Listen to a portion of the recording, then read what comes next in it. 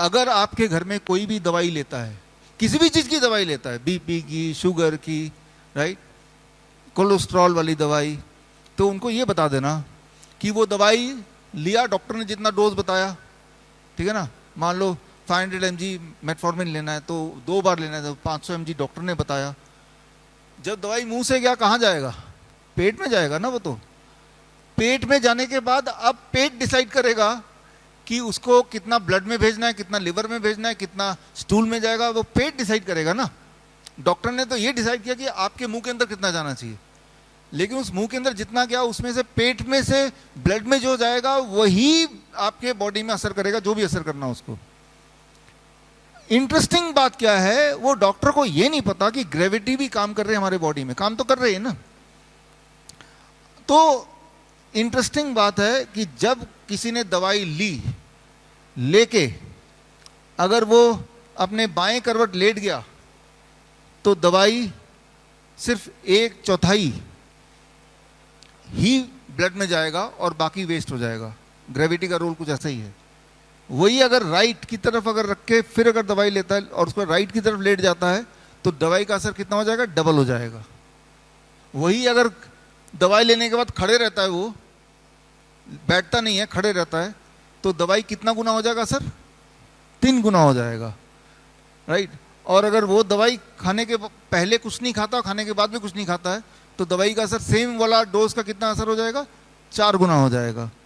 तो आप सोचिए कि एक ही दवाई है, उसी इंसान ने खाया, उसी वक्त खाया, अब वो कितना बॉडी में असर करेगा वो निर्भर करता है कि उसके बाद उसका पोस्चर क्या है। लेकिन क्या आपको लगता है किसी डॉक्टर ने कभी इस बारे में बताया? राइट, अगर वो खड़े खड़े रहता है, यानी कि दवाई को जितना असर करना चाहिए था उसका 3 गुना असर कर रहा है, तो बीपी की दवाई अगर 3 गुना असर करेगी तो क्या होगा उस इंसान को? Low blood pressure. याद रखिए, हाई ब्लड प्रेशर नहीं, लो ब्लड प्रेशर से हार्ट अटैक होता है।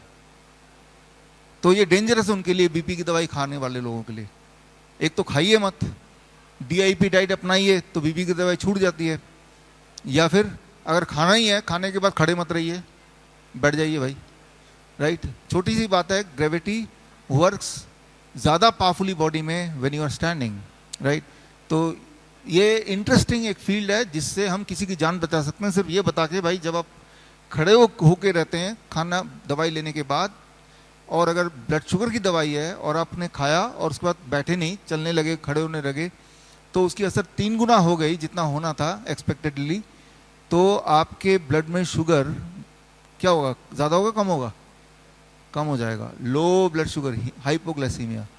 याद रखिए, हाई ब्लड प्रेशर अगर, हाई ब्लड शुगर अगर किसी का रहता है 300, 350, 400 ब्लड शुगर, कई महीने लगेंगे उसके ऑर्गन के फेल होने में।